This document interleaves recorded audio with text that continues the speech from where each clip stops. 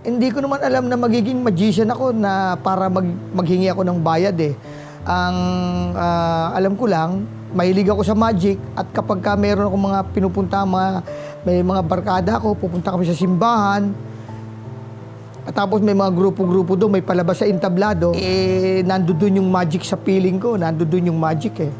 Kayang-kaya kong ipakita kahit saan ako nandoon. Hindi ko kailangan magdala ng maraming dala-dala o may mga magic akong dala.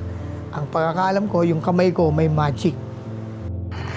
Napakagaang ng buhay ko eh. Dahil pala kaibigan ako, marami akong naging kaibigan. Tumutulong na rin sila sa akin kung paano ako makakapunta doon sa mga lugar na mga dapat na mapuntahan. Dahil natutuwa sila sa nagagawa kong entertainment. Smooth ko lang ha, para kita-kita ha.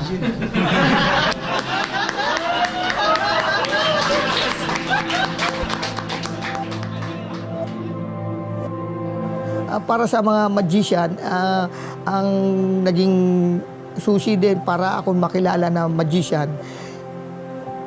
na iningatan ko yung aking mga nalaman na magic na ikinakalat. Kasi yung magic, di ba, sikreto yan eh. Wag mong ikinakalat yung sikreto.